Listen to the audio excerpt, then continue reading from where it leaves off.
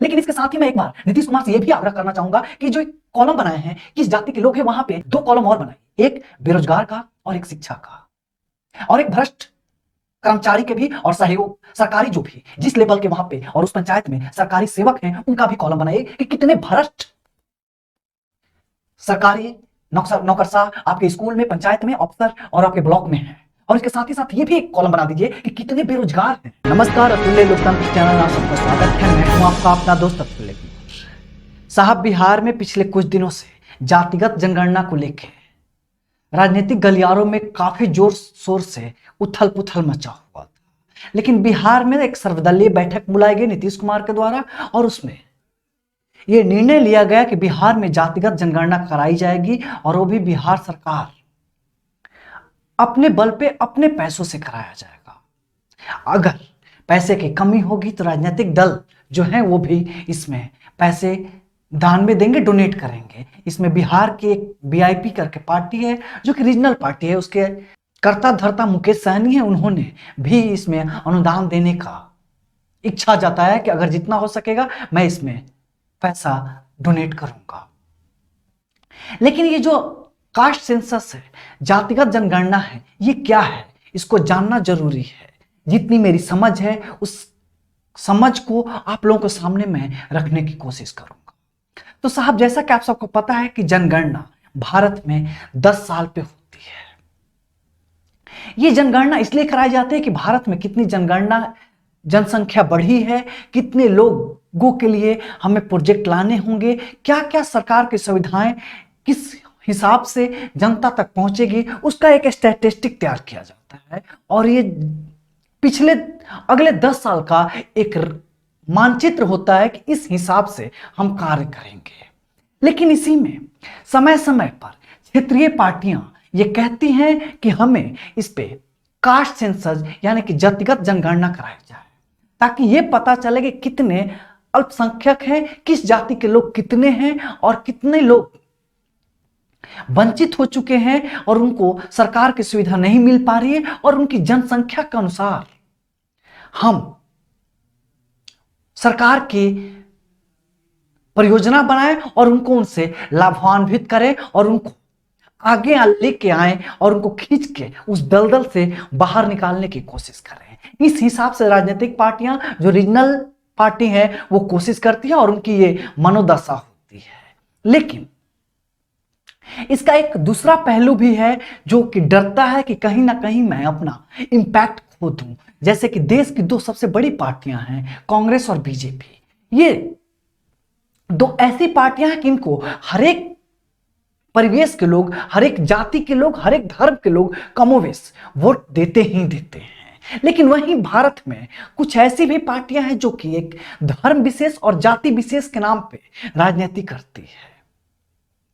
तो जो ये 2 बड़ी पार्टियां हैं, इनको डर लगता है कि कहीं ना कहीं जातिगत जनगणना से हम अपना वर्चस्व खो देंगे, कि अगर रीजनल पार्टियां हैं जो जिस जाति के और धर्म के लोग की संख्या और जनसंख्या कम होगी, वो कहीं ना कहीं ये सोचने लगेंगे कि हमारा जनसंख्या कम है तो हम इसको बढ़ाने की कोशिश करें, तो कहीं ना कहीं जनसंख्या पे भी एक खतरा हो जाएगा और जनसंख्या में एक अचानक वृद्धि का रूप देखा जाएगा और समाज में अराजकता और समाज का ताना बाना बिगड़ जाएगा। यानी कि जिस जाति के लोग कम होंगे उनको ये डर सताने लगेगा कि इसकी जाति ज्यादा है, इसकी संख्या ज्यादा है, ये हमें सप्रेस करेंगे, दबाएंगे। यानी कि समाज में जो एक दूसरे के हाथ से हाथ मिला के चलने का रिवाज है वो लगता है कि कहीं खत्म हो जाएगा।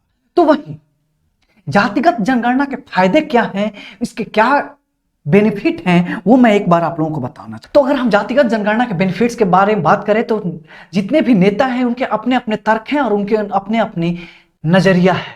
वो कहते हैं कि अगर हम जातिगत जनगणना कराएंगे तो हमें पता चलेगा कि किस जाति के लोग वंचित हैं, पिछड़े हैं, उनको आगे लाने में हमें सहूलियत मिलेगी। वहीं जो विपक्ष की पार्टियां होती हैं ये कहती हैं कि समाज में एक जो परस्पर मेल है, जो एक संतुलन है, वो कहीं ना कहीं बिगड़ सकता है। वहीं आप सबको मैं बता दूं कि बिहार में 280 जातियां हैं, लेकिन जातिगत जनगणना कराने से, और मैक्सिमम बिहार में जिसका दबदबा है, जो बाहुबली है, जिसका पकड़ है, वो 20 ही ऐसी जातियां हैं जिनको लोग जानते हैं। तो क्या ये 260 जातियां हैं जो हाशिए पे हैं, वो और दलदल में चली जाएंगी या फिर उनका उत्थान होगा?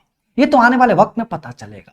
ये जातिगत जनगणना से जो एक सुनहरे भविष्य की कल्पना की जा रही है और रेखांकित किया जा रहा है, जो जनता के सामने दिखाया जा रहा है, मुझे लगता है ये भी एक वैसा ही जुमला है जैसा कि मोदी जी ने 2014 में 15 लाख वाला जुमला डाला था।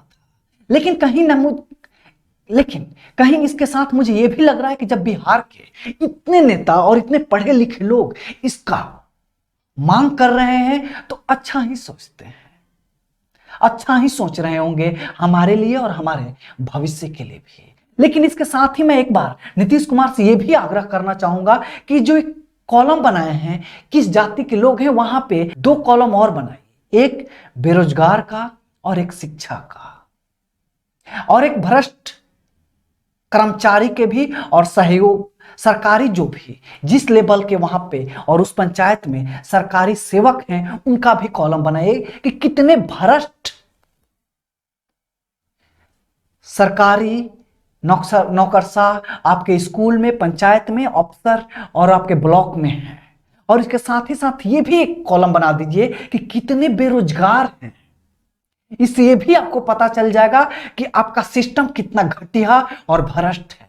जातिवाद और जाति का संख्या आपके पास आ जाने से सुधार नहीं हो सकता, जितना मेरा समझ है और जितनी मेरी नॉलेज है। तो साथ ही साथ 2 कॉलम और बना दीजिए, एक उसमें यह भी पता चल जाए कि आपके हर एक पंचायत में कितने भ्रष्ट को, यह भी पता चल जाएगा कि सिस्टम कितना अपाहिज है और दलदल में। लेकिन मुझे पता है कि आप ये 2 कॉलम नहीं बताएंगे, क्योंकि ये 2 कॉलम बनाने से आप ही के सिंहासन पे दाग लगने लगेगा, और वो दाग अच्छे नहीं है जो नीतीश कुमार के सफेद वस्त्र पे लग जाए। क्या सही कह रहा हूं ना मैं? वैसे मैं ये भी बता दूं कि बिहार में ये जातीय जनगणना के लिए 500 करोड़ का प्रावधान किया गया है। और ये वहीं मैं ये भी बता दूं कि अब तक जब से भारत आजाद हुआ है कभी भी जातीय जनगणना नहीं कराई गई है। इससे पहले 1931 में कराई गई थी, लेकिन 2011 की जनगणना में लालू प्रसाद यादव, शरद यादव, इन लोगों ने केंद्र सरकार पे अपने दबाव के कारण जातीय जनगणना कराया तो, लेकिन कांग्रेस की सरकार इस जातीय जनगणना को कभी रिपोर्ट को जारी नहीं किया। उसने कहा कि इस रिपोर्ट में कुछ खामियां हैं, इस कारण से उसने दबा दिया। अब देखते हैं कि किसकी जाति ज्यादा होती है, उसकी उत्थान होता है या फिर नहीं होता है, या फिर यह भी एक बार जुमला का भेंट चढ़ जाता है। लेकिन जो बच्चा अभी पैदा ही नहीं हुआ उसके बारे में हम क्या ही सोच सकते हैं। लेकिन आशा करते हैं कि जो ये बच्चा पैदा होगा जाति रूपी, ये कुछ अच्छा ही करेगा, ये जीन अच्छा ही लेके आएगा, क्योंकि आशा में ही तो विश्वास है। अगर ये वीडियो आप लोगों को अच्छा लगा होगा तो वीडियो को लाइक, शेयर और अतुल्य लोकतंत्र करके यूट्यूब चैनल है उसको सब्सक्राइब अवश्य कीजिएगा। और हाँ, मैं नीतीश कुमार से रिक्वेस्ट कर रहा हूं एक बार फिर से कि जो जनगणना हो रही है उसमें 2 कॉलम अवश्य बनाइएगा, एक बेरोजगारी वाला और दूसरा भ्रष्टाचार वाला, ताकि आपको पता चल जाए कि पंचायत लेवल में भी और घर घर तक कितने भ्रष्टाचार हो रखे हैं। धन्यवाद।